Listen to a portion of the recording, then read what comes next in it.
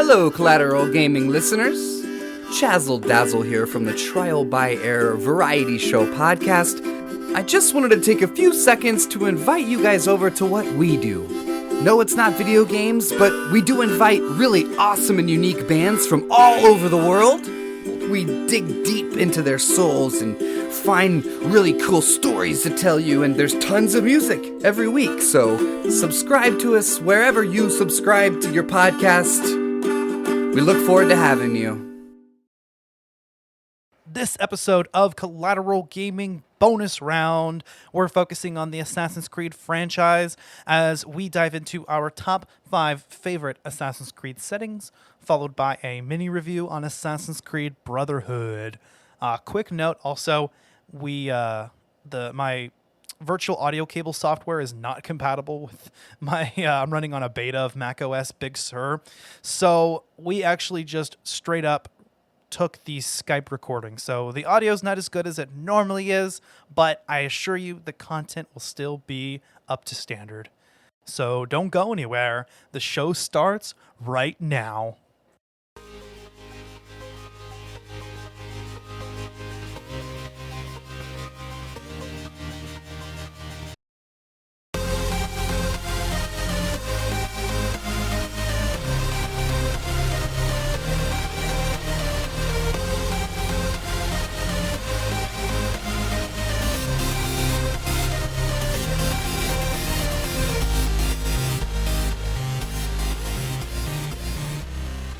Welcome to Collateral Gaming Bonus Round. I'm Ashley Chancellor. And I'm Zachary Guillot. And we are podcasting straight from somewhere in South Texas and somewhere in South Georgia. And yes, my friends, we are a 420 friendly podcast. So whatever you have, smoke it if you've got it, my friends.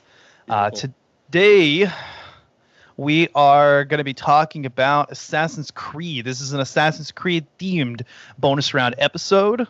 We're going to kill it. We're going to kill it, yeah. I mean, I just recorded not too long ago, and I have the first part out as of the time of this recording, our Assassin's Creed 4 Black Flag, which is the season finale for season 2 of Collateral Gaming. So I just kind of wanted to throw something in. Zach hadn't played Black Flag, so I said, but he had played like 2 and Brotherhood, and I was like, hell yeah, man, I'd love to get back into Brotherhood, and we'll just time this along with the release, and then you and I can talk about it. But if you haven't checked out the Black Flag episode, Dakota and I more on that one, and we had fun there too. Good. I'm glad it was enjoyable. I'm kind of sorry that I missed it, but I will hold true to this. I'm not sorry that I didn't play the game. I will probably eventually give it a shot again, but for some reason that game just didn't stick out too far for me. Sorry. So whoever's listening, please don't hate me, because I have a lot of friends that absolutely love that game, Ash included. I'm like the Omega Metroid podcast and their hatred for Other M. Okay, there you go. Well, Other M is hated by a lot of people, so that's fair. Black Flag is kind of a weird one to die. It's weird to die on that hill. It's one of the more beloved entries of the franchise, but it is quite a bit different from the entries that preceded it. So I guess I can understand that perspective. Yeah, at that time, I think when Black Flag came out, I think I was more interested in consistency, and it definitely changed up the playbook, and it was a different, more rogue experience. And honestly, at the time the game came out, I was not a huge fan of like sailing the seas and like pirates and all that stuff, even though I'm a huge Pirates of the Caribbean fan, but please don't judge me.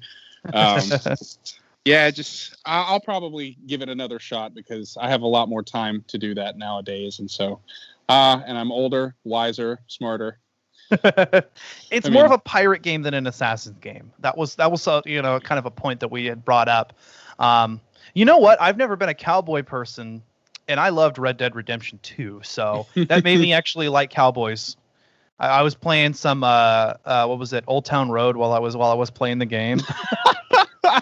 Or Sasuke's theme that's kind of like Western sounding from Shippuden. Well, Red Dead 2, I'm in the same boat. I'm not a huge fan of like Wild West stuff, but Red Dead 2 was a really good experience, and the multiplayer was killer. I loved the multiplayer. I'm a huge fan of solid multiplayer, and they did a good job. God damn, it is a wonderful game. But It I guess is. let's not bullshit too much longer. Let's go with your number 5 of top 5 favorite Assassin's Creed settings. Okay, so I'll be brief with my locations and their descriptions, but my number 5 is probably London from Assassin's Creed Syndicate. London, England has always been beautiful to me, and they really did not leave out any details with the way they designed the city. It was absolutely beautiful, and I mean, during the height of the British Empire, London, England was considered the most important city in the world. And so with the amount of detail that they put into it, I was just stunned. It wasn't my favorite Assassin's Creed game, but they got the location right. And I mean, when you're scaling around London, I mean, from the high, you can go to the top points of some of the most historic places like Big Ben, St. Paul's Cathedral, or Nelson's Column. You can see the entire city, and it's absolutely beautiful. I think one of my favorite things about Assassin's Creed is reaching the high viewpoints and being able to overlook the city, and Syndicate did this right. Now, it's not the only game to do this right, but it stuck out to me when I was first thinking about this. Like, I was like, damn, this is beautiful. And so that's why it's my number 5. I love London, and that's why it's on my list. Hell yeah. No, I loved playing in Victorian London as well. I mean, Assassin's Creed Syndicate setting would have almost made my list. Definitely would have been an honorable mention for me because,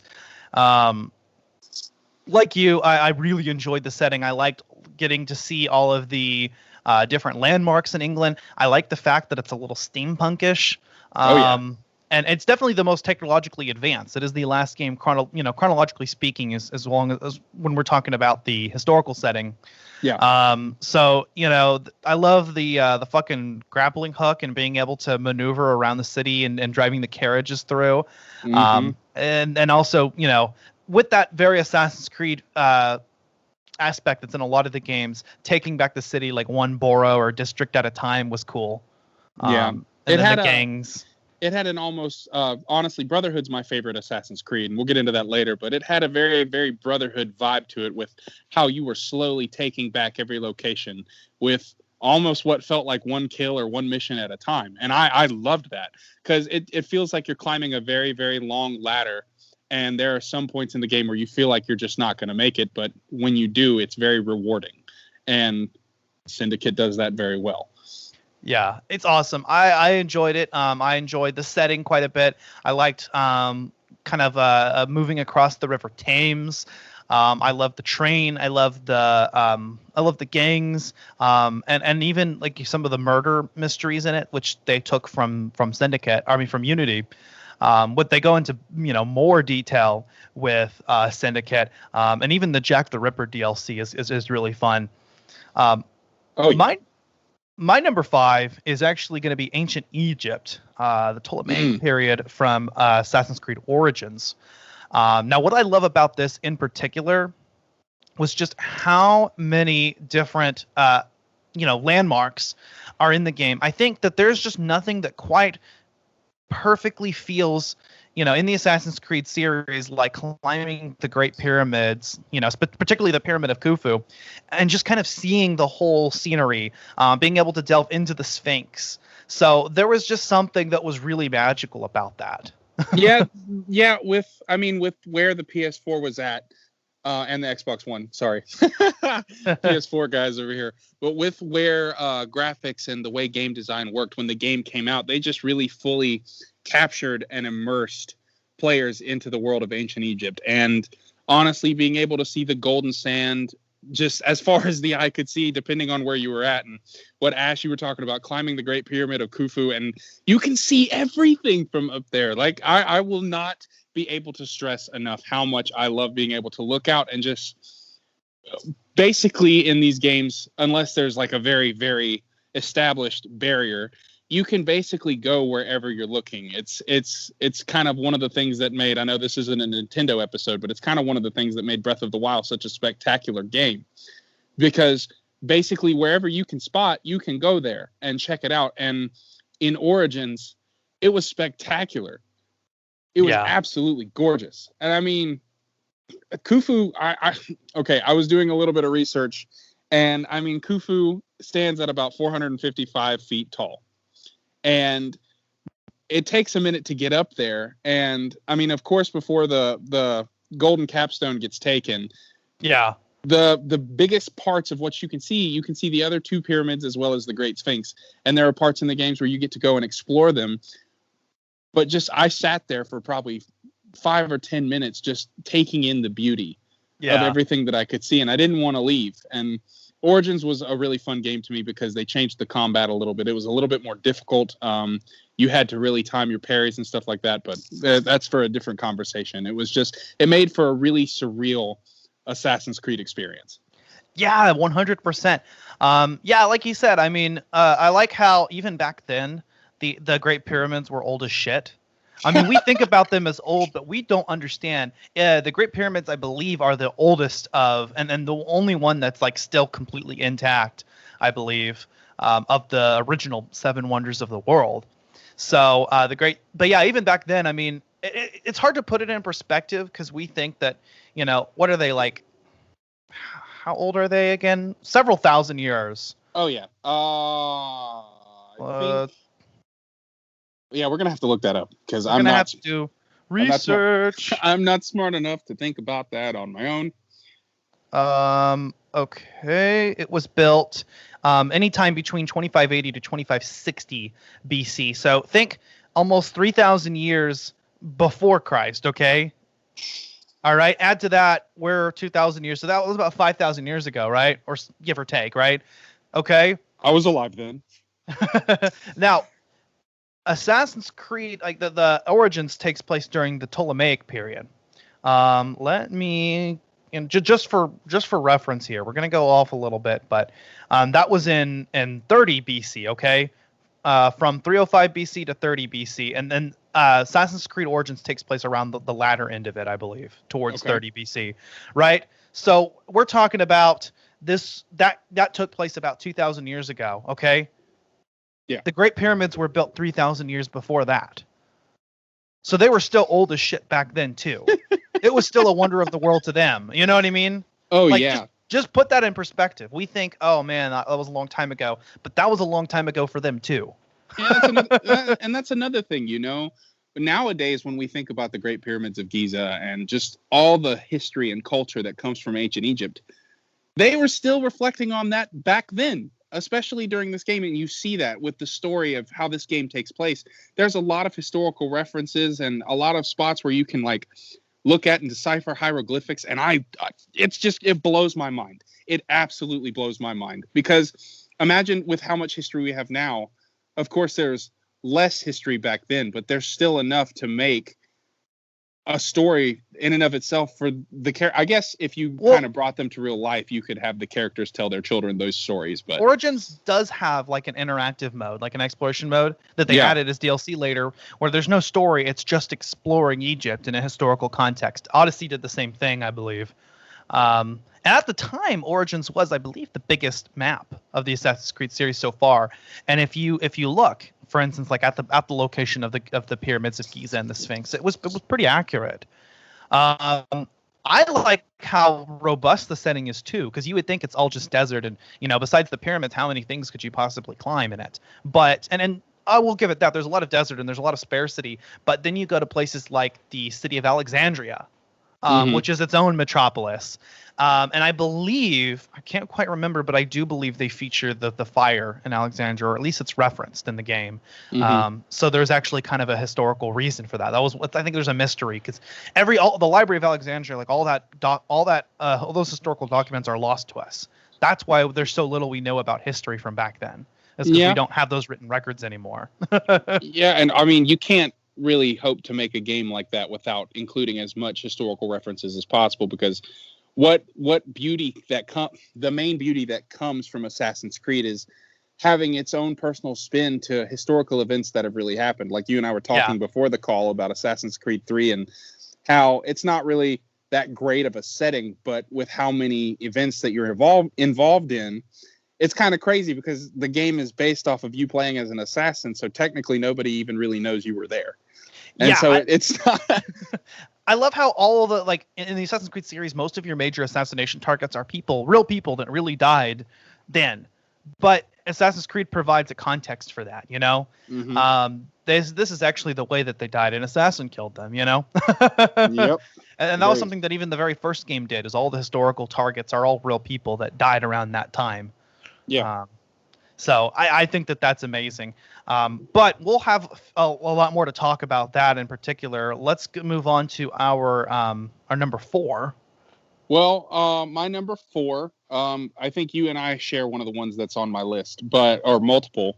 But Yeah, my we number do. 4 is Paris from Assassin's Creed Unity, or Europe.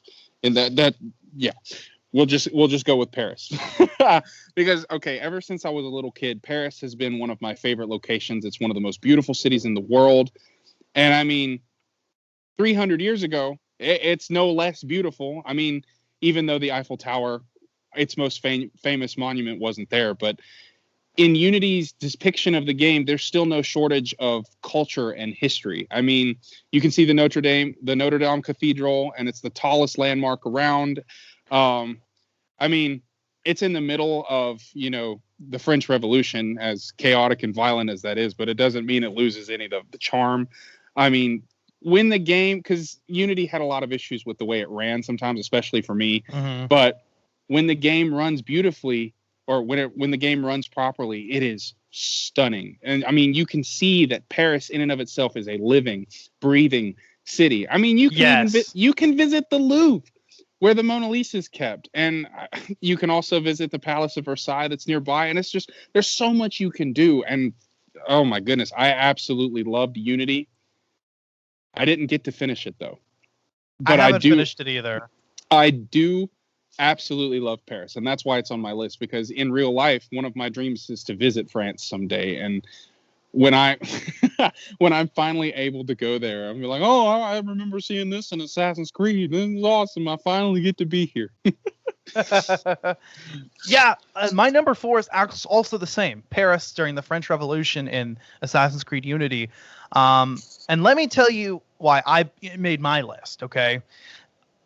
When I was starting to think about, and as far as Unity goes, I mean, there's a lot of complaints about the bugginess, but I really think that there's a great game in there that can shine through if you're willing to work through it. But one of the things that really hyped me up for it was the idea that Paris was a one-to-one recreation. And this was the first Assassin's Creed game to do that. And I think at the time it may have been the biggest map, or I could be mistaken. Black Flag's map may have still been bigger. It held that honor for a long time. But and it's just one city, okay? Like Brotherhood just features just Rome, but it's big as shit. And there's just, and the other thing that it did was the crowds. No other game had ever done this before, where you had as many people living in Paris as would have been realistic. You actually have these huge, bustling crowds of people, and shit is always happening in the game. It's amazing. And there's different factions. Sneaky. Yes. The social stealth really shines through.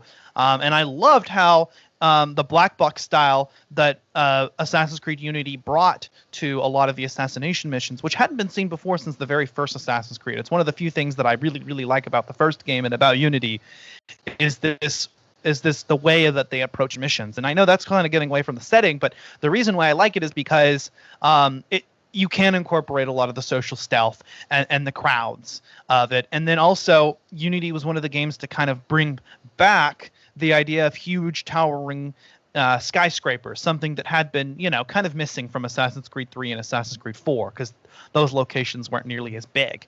But you do get to climb flat.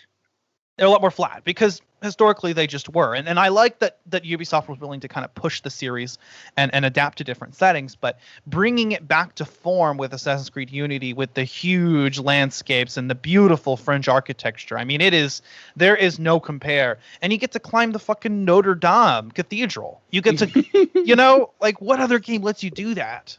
I mean, the game doesn't provide limitations. I mean, like you said, it's a one-to-one recreation. You're standing in Paris, France for that period of time. And wherever you can go, you can go. Like, if you can see it, you can go there. And the first time I laid eyes on the Notre Dame Cathedral and the Palace of Versailles, my first thought was, I'm gonna climb that shit. It's gonna happen. I'm gonna go to the top. I'm gonna scan, because like Assassin's Creed, something I said this earlier, but something Assassin's Creed does so well is viewpoints. It provides a very good outlook as well as a checkpoint to make sure that you visited that area. It's something that a lot of these types of games do very well. And there's just no shortage of exciting moments. Now, Unity wasn't exactly the most solid Assassin's Creed game, but it's one of the most beautiful. Yeah, still to this day, I think a lot of the graphics are just really good looking. So even compared to Origins and Odyssey, I think that in some ways Unity has better graphics. I mean, the different costumes on Arno just look beautiful, and the vibrant colors. It's a shame that they'd gotten rid of some of the different aspects of the series that had come. Like they got rid of some weird things like whistling and being able to pick up weapons, but in a lot of ways they did bring the game back to form. I also like how they encourage the player to actually climb up on the rooftops like you're supposed to. One of the best things about Assassin's Creed was being able to get up on the rooftops, but you have fucking rooftop guards that are telling you to get down, and then over time it just becomes easier to just kind of be on the ground like a citizen, and you kind of, once that novelty wears off, you don't want to do it anymore. But yep. Unity kind of brought that back, and Syndicate does too by introducing, the grappling shit. But I like how one aspect of Unity that was new to the series was not only did they remove rooftop guards, because that's bullshit. We want to be able to climb roofs. But they also added this aspect. I remember them, hyping it up beforehand, where not just if you were on a synchronization point or a viewpoint, but also if you were just on rooftops, you would start seeing objectives laid out below you. So it really encouraged the player to do that and to be on rooftops like an assassin. What were you going to say, bro? I was going to say I'm with you on being against some of the stuff they removed from the game, but I actually didn't have a problem with not being able to pick up weapons, because that provided a greater challenge for me. Now, granted, I'm not the most talented gamer in the world, but I like relying on my gadgets and my personal skills, because if I can't do a specific area yet, I'm not going to beat myself over the head trying to do it over and over and over. I'm going to try to get stronger, earn some more gear, learn some more skills, and just try to improve and come back. So I wasn't as against that, but that's basically all it was. I wasn't really against it either, because I'll be honest, I didn't really use the other weapons. It was just boggling to me why they removed a feature. But, maybe there was a reason for that. I do know that in Unity, you can instantly swap your weapons at any time in the pause menu. So it really doesn't matter. There already are so many weapons to choose from. Another gameplay mechanic that I think really complemented the setting really well, and it was a great addition to the franchise, something Unity did really well, was adding the ability to both free run up and down. Now, previously in Assassin's Creed games, you could only climb up, and you would do that by holding the right trigger and holding down the jump button. And then they simplified it in 3 and 4 and Rogue by just allowing you to just hold down the trigger to keep free running, which was good. But what we were still missing was just the idea of having more control, and Unity gave you that. Again, you still had to continue holding down buttons to climb, but giving you the freedom to either because you could hold down the right trigger just to move straight across a gap, or you could hold down the jump button to do a higher jump or ascend and climb something, or you could hold down the move down button, the circle button on the PlayStation to move down. And I liked how they relied less on the random bales of hay, because you could free run down from any building. That was something that was sorely missing from the series. And even though Origins and Unity kind of completely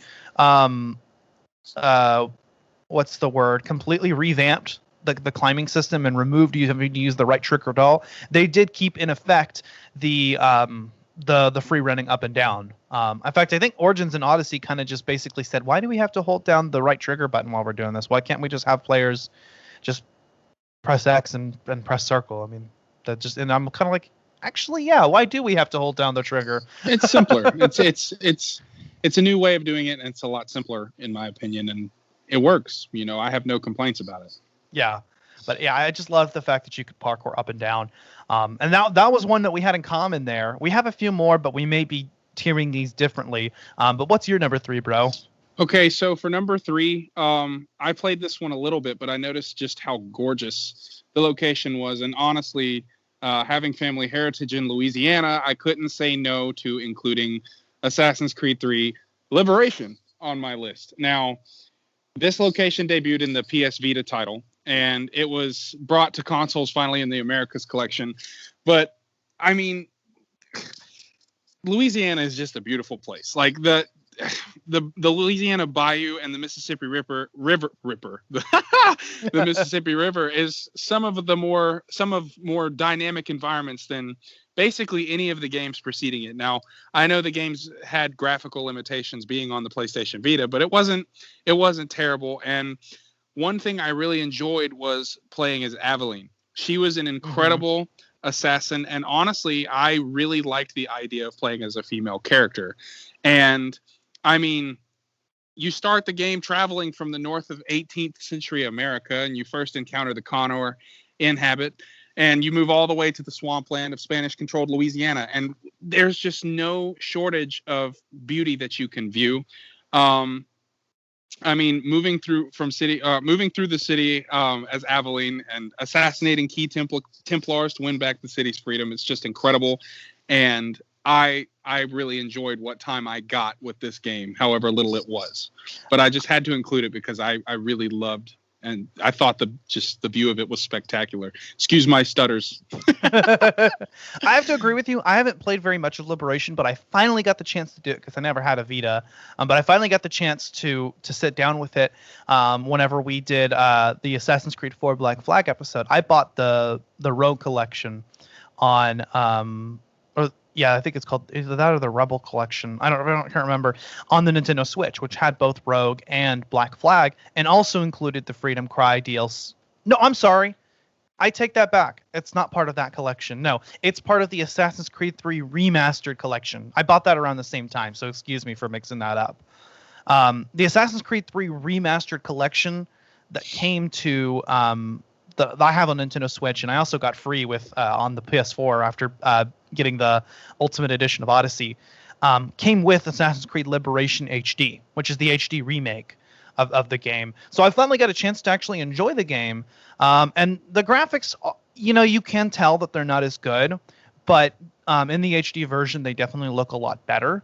Yeah. And I love a lot of the different gameplay aspects that were added to the game.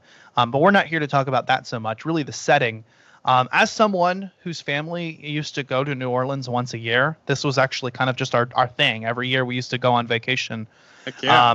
I enjoyed the New Orleans setting, as well as the Louisiana Bayou. It was a lot of fun going down familiar areas.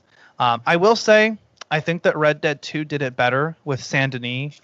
Even though it's a fictionalized version, it's just a perfect recreation. And some of the locations are actually completely accurate to the way that New Orleans looks and feels. They really capture the spirit. But that's neither here nor there. We're talking about the way that Assassin's Creed did it. And I'm still just as impressed. I'm not as impressed, but it was a limited title. And I did enjoy being able to traverse the city in all three of the, what did they call them, personas? Yeah. So I have to agree with you there, although I've had very little with it. My number 3 is actually going to tie in here because my number 3 is from Assassin's Creed 3, and that is the 13 colonies during the American Revolution. Again, something that was, I think, quite a bit hyped up before coming out. And I will say, and you mentioned this earlier because of what I was talking about before, but the frontier setting is kind of bland and uninteresting. But the reason I like this setting so much is the historical context. Okay. And yeah, this game is a little bit more flat and sparse, but the historical context, being able to be a part of important events like the Boston Tea Party, Paul Revere's Ride, major battles during the American Revolution was awesome. And that's a feeling that you can't take away from me. Being able to be a part of something that was ingrained. We play through Assassin's Creed and a lot of the history is cool. You're like, I know what's going on here. But every American, all our American listeners will agree with me here, really in-depth got an education on the American Revolution. I mean, it was basically indoctrinated into us. Yep.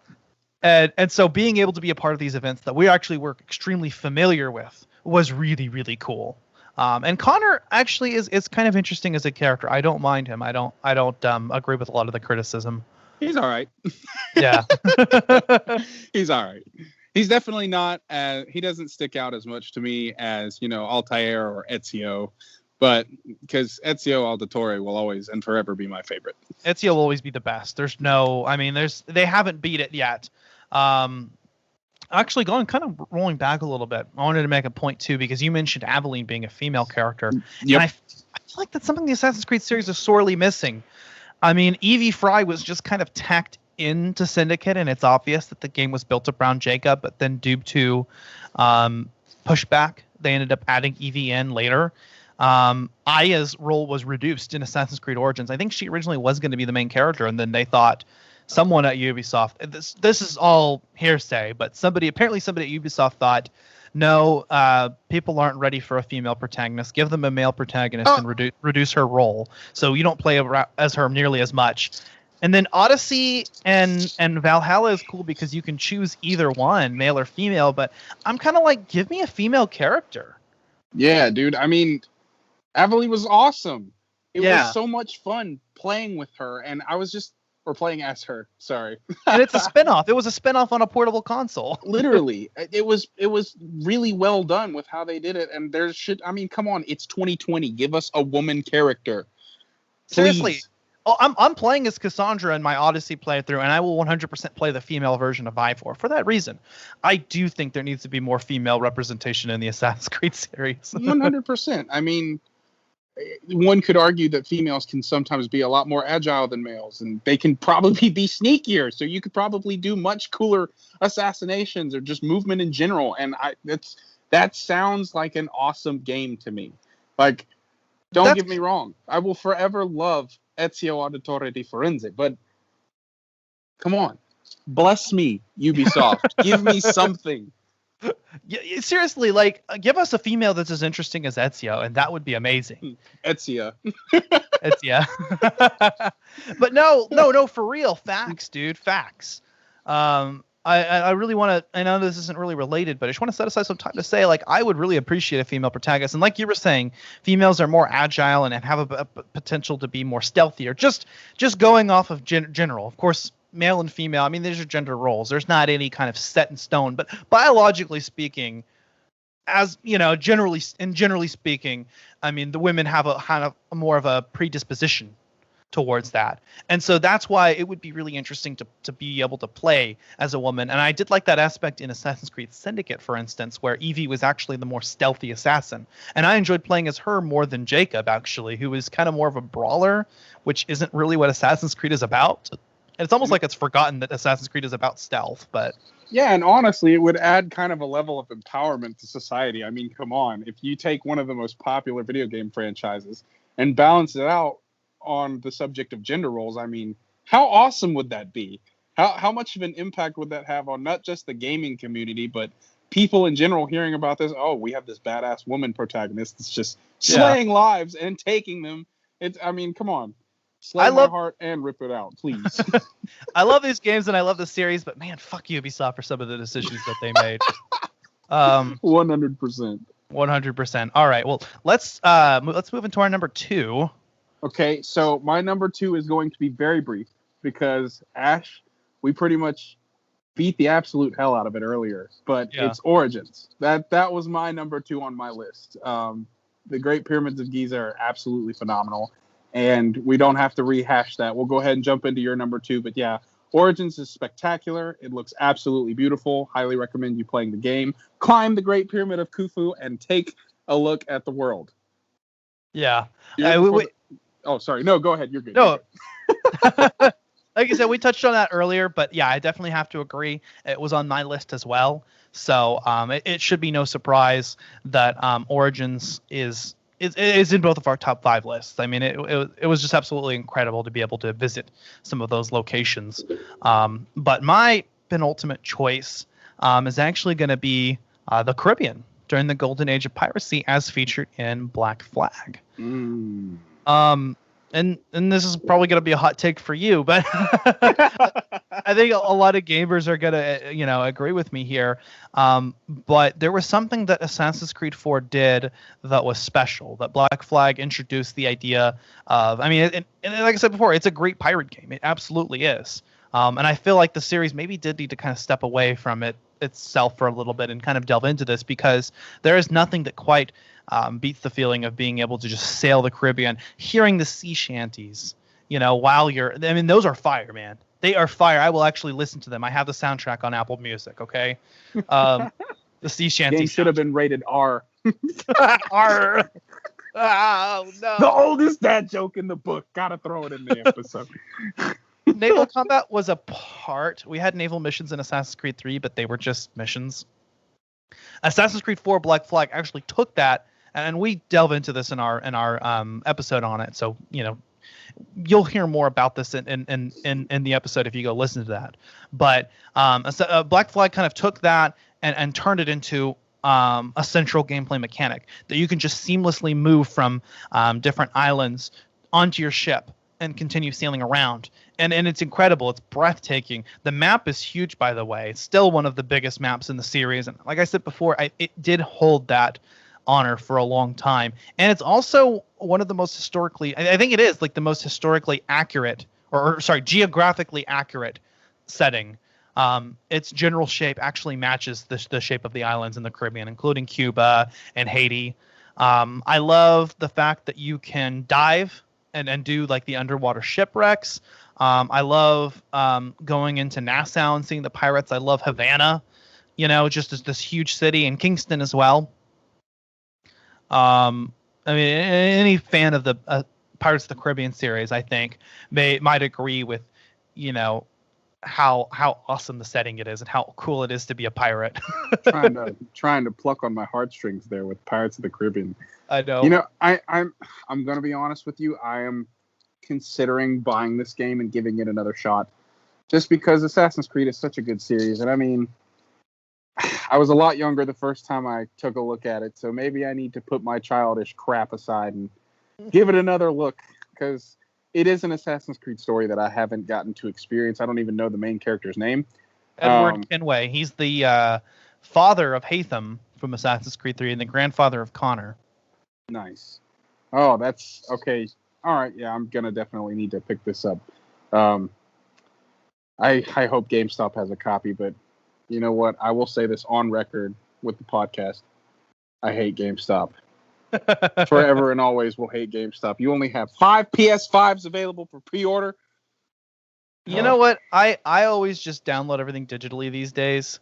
Like obviously you can't do that with a console, but I've been going digital especially during the pandemic. It's been nice to just so many games recently. I've just went and just bought. It's so easy. It's dangerously easy. And if not that, you can also get some great deals on Amazon as well if you want to get a physical disc for really cheap. Okay. And you probably get things cheaper that way, to be honest with you. GameStop pricing used to be better than it is now. I will say that. GameStop used to be the shit back in the day, but then they stopped offering you as much money and they started charging more for shit. So yeah, I have 20 games, 3 consoles, some cords, and 6 controllers. All right, I'll give you 5 cents. I will say, going back to the characters, which again a little bit off topic, but what kind of a podcast, what kind of a Collateral gaming episode is it if we don't go on tangents here? But Edward Kenway is actually an interesting protagonist, and he is, in my opinion, almost as good as Ezio. I mean, on my ranked list, I would say it's hard to say because I'm not exactly sure where everything stands. But if number 2 and Brotherhood were my favorite, then 4 or Black Flag would be a close second to that. But even that's 3 games, and I'm not really sure where I'd put Origins and Odyssey because I love them, but they're so different. More on that later, but Edward Kenway is actually a fantastic protagonist. Although I don't like how most of the game you're not an assassin. It is not until the very end that he even flies the Assassin's Creed, the assassin logo. It was like the assassin insignia with the Jolly Roger. And it's not until the very end that Edward actually joins the assassins. So it's kind of weird, but he is an awesome character and it is a fantastic setting. And if you want to hear more about it, just check out our episode. All right. Well, we're down to it. Number 1. I mean, this really should come as no surprise to anyone what we're about to choose, right? Oh, yeah. If we have the same one, which I believe we do. We do. It's definitely one of the top picks for anybody. If you don't choose this, you're wrong. I'm just kidding. Venice, Assassin's Creed 2. Italy. Well, I'm gonna say Renaissance Italy as Italy. a whole is mine. Oh, But Venice, I think, probably was the best. Was the best city, I think, in Assassin's Creed 2. But I love Roma, or Rome in Assassin's Creed Brotherhood as well. yeah. Well, dude, take the lead on this part because we both have probably so much to say about this. So go ahead, knock them dead. Okay. So yeah, again, we love the Italian Renaissance from 2 and Brotherhood. And the reason for that, besides them just being fantastic games and having the best protagonists in the series and the best story, okay? Let's just throw that out of the way real quick because we're just going to focus on the setting, right? Is just how beautiful it is, right? So we went from kind of the drab, dull colors and settings of Assassin's Creed 1, which at the time was phenomenal when it came out, but when you play it now, it's very boring. And when you compare it to Assassin's Creed 2, which just took the game to new levels, I mean, the difference is just astounding. But I love how many different landmarks and huge towering buildings are there. The architecture is amazing. I love the Italian accents and the people walking around, and it's just so very Italian. And you meet fucking Leonardo da Vinci. What? Requiescat in pace. Requiescat in pace. Yeah, I mean, God, it is just incredible. It's just a breathtaking setting. Sorry about that. No, you're good. Doesn't Da Vinci give you your second hidden blade? Yes, he does in both games. Oh my God, Leonardo da Vinci. Leonardo, beautiful bastard. And they're best friends. Remember? Yeah, bastardo. Oh yeah. But like Ezio and Leonardo are just longtime friends, and while Leonardo isn't officially an assassin, he's affiliated with the assassins, and he's helped them out quite a bit. And I think he's very much in the know of everything that's going on. But you also have famous historical figures. We didn't really touch on this as much with the settings, because I like how in Assassin's Creed 3, like you meet George Washington and you meet Benjamin Franklin. I think that's part of the setting. In Origins, you meet Cleopatra, right? And Unity, you meet Napoleon. But what's wonderful are the characters you meet, and that really make the Italian Renaissance setting. I mean, in addition to Leonardo da Vinci, you have Niccolo Machiavelli, Rodrigo Borgia, Pope Alexander, who, in a controversial move is actually the enemy, and he's actually an atheist in the game. Cesare Borgia and Lucrezia, and I believe the incest rumors was that's an actual thing. Oh God. Oh no. Yeah, you see Pope Alexander rise into the role. You see Rodrigo Borgia rise to the papacy, and I thought that was just incredible. Man, thinking about this game and just how long it's been since I've played it, I got to pick it up and do it again. But I mean, the setting in and of itself, it's not just like how the game plays and the story and the characters you meet. It's just so gorgeous. I mean, there's just clear blue gondola-filled canals upon the entire lagoon of which Venice is built upon. It's definitely the most colorful and vivid Italian city that Ezio explores. I mean, platforming across picturesque water escapes, and it's just not escapes, waterscapes. There you go. And I mean, during the game's campaign, the city plays host to the annual carnival. Yes. And it's insane. So there's so many masked and costumed performers across the city. It just brings the game to life. And I love it so much. There's so much going on. I mean, not nearly as much as, the streets of Paris, but I mean, come on. If Assassin's Creed 2 was my first Assassin's Creed game, and it's what made me fall in love with the series just because of how involved everything and everyone was, and the combat system, it was perfect. It was free. It was flowing to me, and I loved it. And I think I put so much time into the game. I think I played it like 4 times. Assassin's Creed 2 was one of the first that I beat 100%, and I did everything there was to do in the game. And I recently just beat Brotherhood for the first time. We'll get into that in a second here, but I love the feeling of taking Roma back one district at a time as well, removing the Templar influence. Again, this is a feature that's going to return in several Assassin's Creed games. We'll talk about that more in a second too. I'm getting ahead of myself here, but Assassin's Creed 2 again, I think has the best story in the series, hands down. I mean, you just really empathize. You take this character Ezio, who's just this lovable, womanizing guy, right? Opening kind of a scenes. scoundrel, and then he's thrust into into conspiracy and into betrayal and revenge, and the entire story is the story of revenge, with Ezio eventually abandoning that by the end, which I think probably came to bite him in the ass with Rodrigo still being alive in Brotherhood, but Yeah. that's neither here nor there. The important part was just how huge it was, and then they also introduced, as far as the modern day storyline goes, the whole involvement of the first civilization, meeting Juno, who actually talks directly to Desmond. So Ezio and Desmond actually kind of talk. It's weird, okay, but I'm not fighting it. We're not fighting it. So yeah, I mean, it's just incredible. I love that moment in the carnival too, where you time the using the hidden gun with the fireworks. Yep. Awesome. Absolutely awesome. Honorable character mention, Christina. Yeah. The best and most beautiful woman, and nothing like, hooking up with her and then diving out the window into a bale of hay to get the game started. 100%. But I guess we'll go ahead and shift to our second portion here, right after a quick break. Yeah, right after a quick break, folks.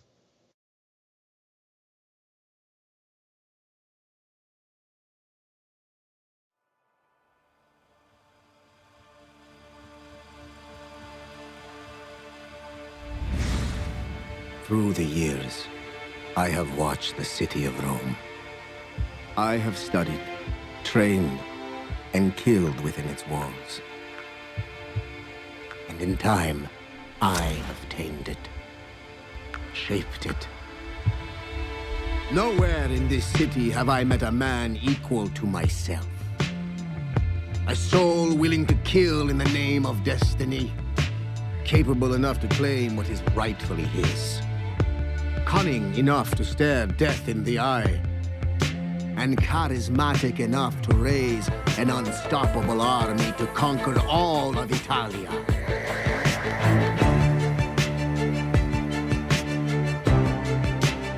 What are you going to do? Make some friends. If I want to live, I live. If I want to take, I take. You are the leader of the assassins now. Unite them, Ezio Auditore, and take back Roma. If I ever did meet such a man, if that man entered my city, I know exactly how I would welcome him.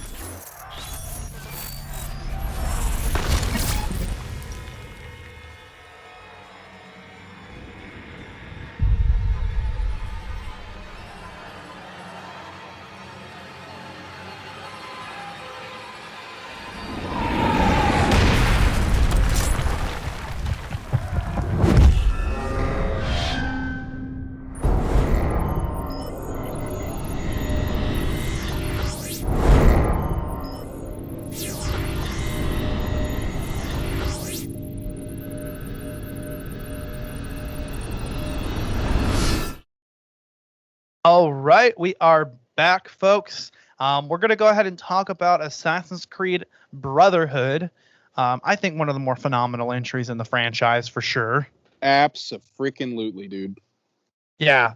In a surprising move, Oh. not taking a new setting and character like Assassin's Creed 2 did, but just expanding on it. And I think that was for the best because everybody just was so attached to Ezio and the Italian Renaissance setting. I mean, like we talked about before we started this, I mean, Ezio is one of the, still to me to this day, one of the most beloved characters in the series. He has 3 separate games where you follow his story and you watch his character development, which, by the way, in Brotherhood, I'm sure we'll talk more about this, is phenomenal. Ezio's character development is spectacular. He's in his prime as an assassin. He's got experience under his belt, and he is just ready to remove the world of Templars, and it's spectacular. So, take it away, my brother. It picks up right after Assassin's Creed 2, and I mean right after. Okay, 1499 is the year, right?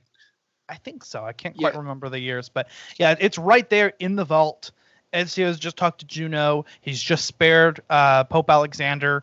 And then we kind of move our way out with him and Mario moving out of Rome, which Rome is the final city in Assassin's Creed 2, but you don't actually, you just explore one part of it, and I don't think you can return to it. It's just that mission. But they kind of run out of there. They head back to Monteriggioni, and then which is the modern day setting of the game, and then they never return. Monteriggioni. There was a real siege of Monteriggioni, by the way, around that time, I believe. And then Ezio takes it back to Rome, and kind of the whole idea is taking Rome back from the Templars. So Ezio's basically he's finding new recruits for the Assassin Order, and he's slowly buying out all of the shops and taking down the Borgia Towers to basically, like we said before, taking the city back one district at a time. And that's a new gameplay mechanic that was added. Yep, it's another Breath of the Wild reference. I loved the inclusion of the Borgia controlled towers that you took down one at a time, kind of expanding your view on the areas. And let me just say that the Borgia family in Rome in the time of the early Italian wars, they did not play at all. They were not happy with the involvement of Ezio, and even though at first they weren't completely and totally aware of it, he made himself known very quickly. Yeah, they were assholes, I think, in real life too. Oh, I don't doubt it. not to speak ill of an actual historical pope, but I mean, we've not to offend our Catholic viewers, but I mean, we've got several evidences of popes being, less than popes. People poping around. I mean, shit. I mean, they were selling like indulgences and shit. I mean, that's fucked up. But we're not going to talk about religion. Oh boy. Okay. I love a lot of the new gameplay mechanics that are here to stay as well. I mean, we've introduced chain assassination, something that I think was sorely missing from the series beforehand. Right? And Brotherhood was the first one to do it, right? Yeah, it's like when you didn't take damage or you didn't miss, you could chain kills back to back to back, and you didn't stop. And honestly, there was one point in the game, I think I was at the third or fourth tower, where I killed one assassin. Oops. I killed a guard, and I missed the second guard, but then I successfully killed him, and then I chain killed everybody else. Yeah. And it was amazing. I recorded it, and it was spectacular. There was something about the early Assassin's Creed titles where combat was easy, but it didn't feel stupidly easy. Like in 3 and 4, there was still a little bit of strategy to it. You had to get the timing just right on the counter kills, and depending on what weapon you had selected, they were easier or harder. I remember using the hidden blade was a better effect, but it was really difficult to get the timing just right. You were better to opt with the sword, or if you're fighting an enemy with a dagger, use a dagger yourself, Yeah, I mean, they did it right. I mean, you're a skilled assassin, but you actually have to time it, and you have to learn it right. No, go ahead. It wasn't painfully easy, but once you got the hang of it, you're basically putting yourself in Ezio's shoes, and you know how the mechanics work, and you know how to make it a smoother transition between kills, or when you're fighting, or just completing a basic level mission. Once you smooth out those controls, it makes it so much easier to keep going. It doesn't necessarily make the game easier. It just means you've gotten better at it. Yeah. I will say 2 and Brotherhood do feel a little bit more dated. It does show in some of the character models, and even in the remastered version, and some of the mechanics aren't just quite as precise as you want them to be when you're parkouring, but God, does it still hold up. It really does. But barring a few, minor things, I mean, it really does. The gameplay is phenomenal. It is just a complete hop and a skip away. No, sorry, that's the opposite of a hop and a skip. It's just bridge between the first Assassin's Creed game and the second. But we're here to talk about Brotherhood, which takes almost everything that we love about 2 and just builds on it. I like how you've also got all of the secondary weapons that are kind of attached. So when you're playing when you're using the sword, you actually have the pistol or hidden gun that's used for some of your flourishes. And it took me a while to figure out that you can actually, while you're chain killing, you can hold down the weapon button, square in our case, to pull off the hidden gun assassinations at any time, which is nice. When you're holding the dagger, the same thing with throwing knives. Yeah.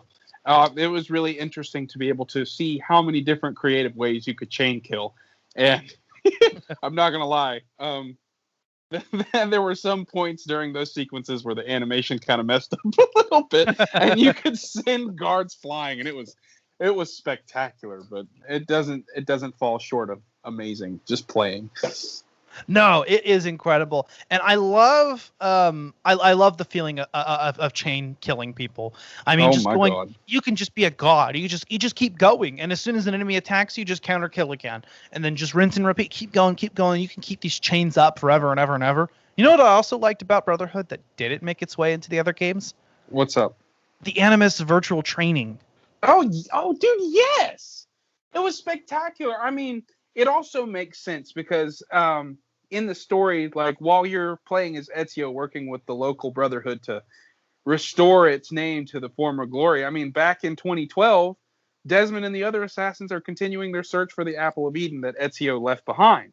And so it comes to tie those two things directly together simply because there's a clash of timelines. And so being able to interact with the Animus more just made sense, you know? Yeah. I also like how, and the one feature that was missing from Assassin's Creed 2 that did make its way into Brotherhood was the ability to leave the Animus at any time, which was all for the best, I think, when Assassin's Creed 2 came out, because the modern day sections were fucking boring as hell in the first Assassin's Creed. They may as well not have even been there. I keep speaking ill of the first game.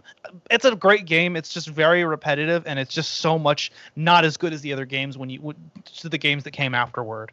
I know fillers in Naruto. Exactly. That's a good analogy. I'm sorry. No, you're good.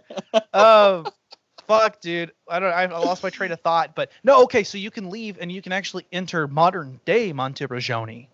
Which is actually really cool because you have basically the same familiar map from Assassin's Creed 2, Monteriggioni, but it's in the modern day. You've got cars and shit. And there's even, I think, some secondary bullshit that you can do that's not pertinent to the main story, but there's like things you could find. And there's that weird red trail that was never explained. Was that like foreshadowing for Lucy or? Maybe. I'm not sure. I haven't. You know what? That's a perplexing thought. We won't get into it because I kind of want to stay away from spoilers on the mini reviews. But do you see what I mean? I feel like that was probably what that was. And oh my God, now okay, we're gonna have to dive into this at some point. You and I both turn on the game and just like, okay, let's figure this out. Yeah. By the way, the ending of this game is just a complete shock. I love the way that it ends. And then they just, needless to say, Desmond is thrown back into the Animus, and you're there to stay after the end. But I like the fact that the modern day section, they did a good job with it. It's actually completely optional, and the game never does interrupt at any point, does it? I mean, I just played through it, and I can't think of a single time that the main story was interrupted for a modern day section. So. No, not once. It was it was honestly, in my opinion, I mean, don't get me wrong, I love Assassin's Creed 2, but Brotherhood was one of the more free-flowing where you could just keep moving without fear of interruptions. Now, there was a lot of story content, but you could focus on what you wanted to focus on at any given point and not, be interrupted by some modern-day bullshit. Yeah, and it was the first game to feature a really I think Assassin's Creed 2 had some DLC, but this is the first one to have a full-on DLC expansion with the Da Vinci disappearance sequence. And I love how much there is to do in terms of side questing. Like Black Flag, this game really excels when it comes to the side quest content, some of which is just as good, if not better, than some of the main story content. Mm-hmm. I love, like we said before, I love taking back each district one at a time and taking down the Templars. And you also get to buy out all of the shops in the area and make income from that. It's the first game, I think, to do that, where you have a recurring income that you go and collect from the bank. Dude, yes. You can't tell me that's not Ubisoft trying to teach kids how to be smart with their money and make investments. And then the assassin recruits. Fantastic addition and another gameplay aspect that managed to stay in a lot of the games afterwards, where you could just call in assassins to come in and fuck shit up. Yep, absolutely. It was spectacular, and they really helped. It wasn't just like a random ability where it kind of helps. No, they really came in and put work in. It was great. And you could recruit them and send them off on missions, a lot like the naval campaign in Black Flag, where they would just kind of do their own thing, and then after a while they'd be back. Unlike Black Flag, though, the assassin recruits here are useful. You can call them, to do shit for you, to go assassinate someone for you here, real low key. You're on a mission where the optional objective is do not be detected, or the main objective is. Mm-hmm. Fuck yeah, just throw in an assassin to go assassinate. If you got caught by the guard real quick, done. You throw the arrow storm to just kill all the enemies on screen. Badass. Yeah, this was one of those spectacular additions to the game where I just felt like I wasn't really going to get stuck. You could if you recruited enough assassins, you could really rely on them to get you out of a crappy situation. And I loved that. And of course, it was more difficult at first because you don't have as many allies. But the arrow storm, now that you mention it, was one of the coolest aspects about those recruits, because the towers, of course, like any other game, the towers just get harder and harder to overcome. But one of the last towers in the game I actually finished because of an arrow storm. And I didn't think about that until like my 8th or 9th attempt to take the tower. Yes, I'm bad. You don't have to tell me, viewers. I appreciate it. But the arrow storm saved my life and actually won me the tower. It was fantastic. Nice.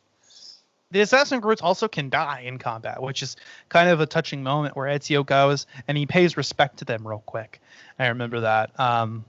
The first time it happened, I couldn't find my dude. I was like, I'm sorry. I want to pay respects, but I can't find you. I'm sorry. And I had just... he was green behind the ears. I mean, he was a new assassin recruit, and he died because I sent him out too early, because it doesn't really let you pick who you're gonna send out. So I sent out this like level 1 or level 2 dude. At most he would have been like level 3, and he was just murdered, and I didn't realize it until it was too late. And then the next assassin to die was his replacement that also died too soon. Don't take this position. It's very dangerous for you. Because they were the only ones that were like way behind everyone else's level. So I was like, fuck. Quit dying. This position is cursed. Yeah, I'm not replacing it. This one's just going to be empty. You guys got this. You guys are fine. You're fine. It's okay. No, for real. Like, facts, bro. What else was I going to say about this? I had another point in mind. I will say some of the main story missions, the level design does need a little bit of tweaking. I think the game was developed a little quickly, which is one of the only issues with Assassin's Creed games, is that they do tend to be a little bit buggy and glitchy because they release them so quickly. I just wish they had spent more time on each game, rather than going for yearly or bi-yearly releases. But it's very few and far between, but some of the story missions are kind of really frustrating. And for me, I was insistent on doing the optional objectives. For me, that's a big part of the experience, because I have to play it the way that Ezio did and feel like a badass. If the game says don't get detected, I'm not going to do it. But Brotherhood doesn't offer a checkpoint option that came in other games, so you had to restart the whole fucking memory if you messed up. And no, you couldn't kill yourself. You had to restart the entire fucking memory if you mess up the optional objective. Yeah, I wasn't... No, you're right. That sucked. I was gonna try to defend it a little bit, but I can't. That was awful. It's like playing the game on permadeath. Yeah. But not as bad, because could you imagine playing an Assassin's Creed game on permadeath mode? You just start the entire. It's like I started The Last of Us 2 again, and I put it on permadeath, and I died literally at the beginning of the game, and I was like, no, I'm not doing this. Yeah. Because you have to watch the whole opening sequence again. Yeah, and the checkpoints do work when you die, but if you fail the optional objective, you're fucked. You have to restart the memory. It doesn't count. So that was the only aspect for me. I did like the inclusion though, because there are ways that make you feel more badass. If it's like don't lose any health, I'm like, fuck it, I'm gonna chain kill these bastards. I remember that early mission before the Romulus missions. Oh, another inclusion that I thought was awesome is I love and this was a staple to come throughout, was the Romulus missions, because they're like these parkour segments. Yeah. And it's basically just parkour puzzle, and that was really great. And some of them are timed, which is kind of frustrating, but despite the fact that they also include chests in the game, I'm not sure what to make of that, because am I supposed to rush through this to get the objective, or am I supposed to collect all the chests along the way? Can I come here later and get the chests? I don't know. One thing we really didn't talk about is, why Ezio is doing all of this. Because I mean, you defeat Rodrigo Borgia and you obtain the Apple of Eden at the end of the previous game, right? Right. Ezio returns to Monteriggioni, and he's planning on retiring from the assassin lifestyle. He wants to be done. But then Cesar Borgia shows up and, against his father's orders, and attacks Monteriggioni. He takes back the apple and he kills Mario. Like, that I was very, very hurt at that, and I felt for Ezio, and I had no gosh, I can't English. I'm so sorry. I had nothing against Ezio coming back and wanting to just tear shit up. And I mean, of course, you know, the tide turns against the Templars more towards the end of the game, and Rodrigo calls out Cesar for unnecessarily pissing off Ezio, and when they could have easily taken over Italy without the apple. I mean, it would have been awesome, but, you know, impractical. Do you remember the Apple of Eden segments? Those were kind of badass at first, but then once they realized you couldn't use any of your weapons and it drained your health, it wasn't as fun. But oh yeah. But the Apple of Eden segments were cool. It's really cool. It kind of felt like God, I'm gonna make so many Zelda references today. It felt kind of like what were they? Trials from Skyward Sword. Oh yeah, the Silent Trails. The Silent Realms. There you go. Yeah. It felt like that because you just had to rely on your skill as a human, like, and your ability to move and run and free run and climb and yeet. Yeet. Yeet being the word for the day. There you go. Man, Brotherhood is such a spectacular game, dude. Oh my goodness. Yeah, I love the feeling of taking Rome back one Templar at a time, and I love the feeling of recruiting assassins. And then Ezio becomes the mentor of the assassins in the game. Iconic. You know, he thought he was going to retire because he basically completed his personal mission, only to find out that he had a bigger role to play. Oh yeah. And he remained an assassin until the end of his life, you know? I think he does retire, but at some point, but... Oh man, once an assassin, always an assassin. You're a part of the Brotherhood. No pun intended. It's absolutely spectacular. I'm trying to pull something up here really quick. I think I may not be able to find it, and if that's the case, then I'm probably just wasting time. But that's all right, because it's all about the effort that counts, right? Right. But if you had to pick, what is your most memorable moment from the game? Like just playing it, a funny death you had, or what would you have to say? Trying to think.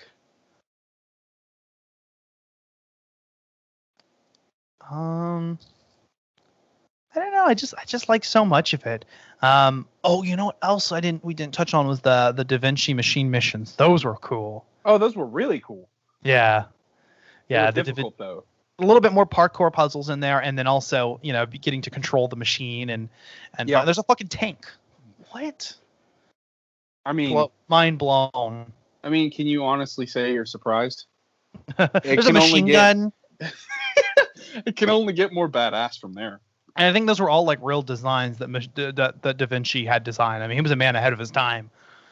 Dude, can you imagine if there were just tanks in that time period? You know what was the most memorable moment for me? When Ezio is crowned mentor. Iconic. Are you serious? Yeah, I gotta say that's mine. That was yours? Okay. No way, dude. Are you kidding? It's such a memorable moment. It's awesome. You know, and then it's kind of where Machiavelli kind of steps down and says, no, like you're the dude that's been doing all this work. Like I'm not the man in charge here. And then putting all the effort in, yeah. Yeah, and then despite them being at odds, you know, Ezio's like, well, you're my most trusted advisor, so, you know, tell me what your advice is. And I thought that was great. And Ezio always defended him, even though they were at odds. You know, Ezio knew that Machiavelli was a real guy, was a real dog. I mean, the thing is, what I was talking about with Ezio's character development, like at the beginning, he seems kind of like this, you know, bad boy that doesn't really give a shit. And throughout the entirety of his time in Assassin's Creed 2, Brotherhood, and Revelations, he becomes more humble, more skilled, more compassionate, and he shows more and more respect to the people that he takes out because he takes the Assassin's Creed to heart. You know, he knows that what he's doing is for the betterment of the world. And they do a really good job with showing his growth.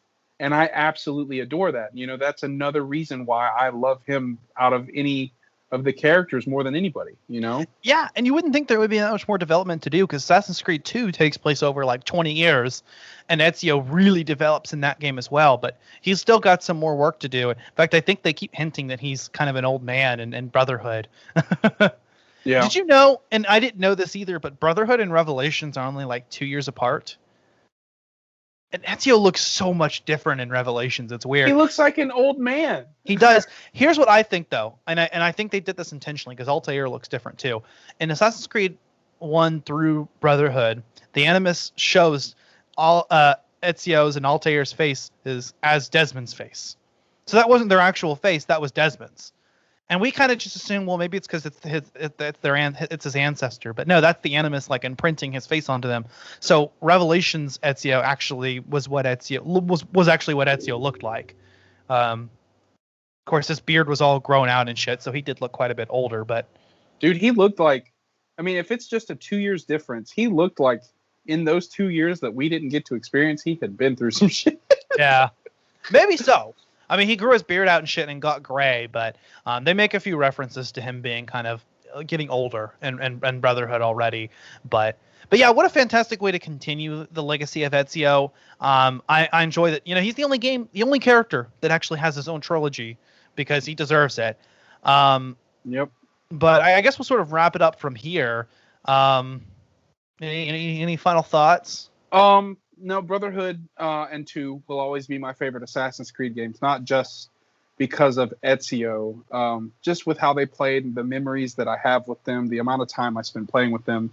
Assassin's Creed is a phenomenal franchise. I highly suggest playing all of them. Ignore me saying that because I haven't played Black Flag, but I will I will definitely give that a shot. Do you mind if I do a small shout out? Go for it. I am going to shout out my boys, Jay and McLovin. I met them on Call of Duty, but they are huge fans of the franchise, and they're just overall great guys. They're not podcasters. I think they're athletes, but they're good dudes, and they have recruited like 50 or 60 people that are interested in our podcast, and it's really nice, and I'm thankful for them.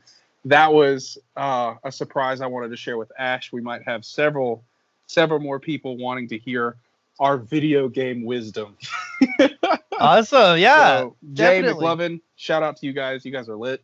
And I look forward to sniping more kids on Modern Warfare with you at any point in time.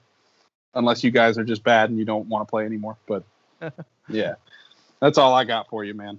Hey, thanks for listening, guys. Hey, if anyone is listening, does enjoy this podcast or any of our others, please go leave us a 5-star review on Apple Podcasts. Let us know what you think. Hit us up in the DMs on our social media. And tell your friends. Tell your friends. Share this podcast with your friends. Let them know what is the best video game podcast you've ever heard. Unless it's not us, then don't tell your friends. Tell your friends. This is the only one that matters. The only one that matters. Exactly. But yeah, tell your friends, share it. You reach out to us on social media. We are on Twitter, Instagram, and Facebook. Feel free to reach out to my personal information as well. Ashley Allen Chancellor. I'm on all of the above. Also, check out our Patreon. We're coming out with some more exclusive Let's Plays. As far as episodes go, I should be getting out our collab with Perfect Paradox soon. It was a 2-hour podcast, so there's a lot to edit, but that should be done soon. I'm going to go ahead and get that out. We're going to get part 2 of our Assassin's Creed 4 Black Flag out. Part 1 is out as of the time of this recording. And then next season, we are starting off with The Legend of Zelda Majora's Mask. I'm super stoked. Bro, me too. I bought it on my Wii U virtual console, and I don't know if you can do the 3-day challenge. I'm definitely not talented enough to do the 3-day challenge, but I'm gonna try and do the 3-day challenge. You can't do it on the 3DS remake because they changed how much the inverted song of time. It's actually faster. It only does half time instead of third time in the 3DS remake. But in the original Nintendo 64 version, which is the version on the Virtual Console, you absolutely can still do the 3-day challenge. And I'm so close. I've memorized, I think, a lot of the quickest routes through each of the dungeons. So I think I'm ready to try it. I just got to get my Wii U back, and then I'm gonna give it a go.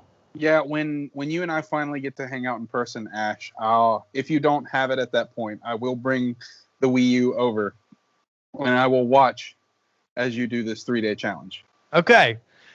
Maybe we should do. Maybe that's what we should do our Let's Play on. I'm kind of in between on whether I want to do a Let's Play on like the full game, like 100%, or if we should do a Let's Play on just the. You know what we should do? We'll do our Let's Play on the full game, include all the side quests, because it's there's just so much that Andrew can Faye and all the best moments of the game are in the 100% playthrough. But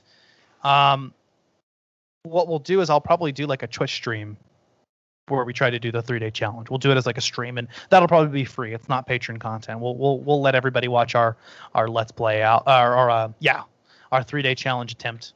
It sounds like a plan, my dude. That's gonna be awesome. You definitely got to call me up when you do that stream.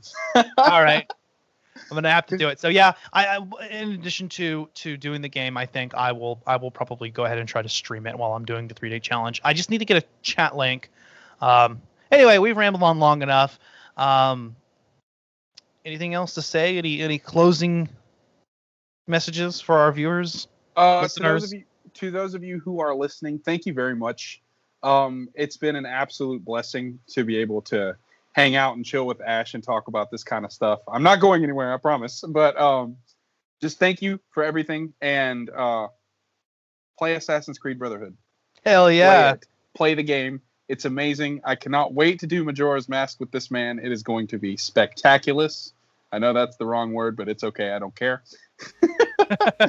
But that's it for me. I appreciate all of you. And yeah, Ash, I'm like a news weather state or a weather station, news station, whatever the fuck you call it. Back to you. Ditto what Zach said. I really don't have a lot more to add to that. Stay tuned for season 3 of Collateral Gaming, and we'll see you guys later. And that being said, I'm Ashley Chancellor. I'm Zachary Guillot. This is Collateral Gaming, and we are out. Collateral Gaming is an L Company production. All music and game clips are owned by their respective creators and are used for educational purposes only. Please don't sue us. We're poor.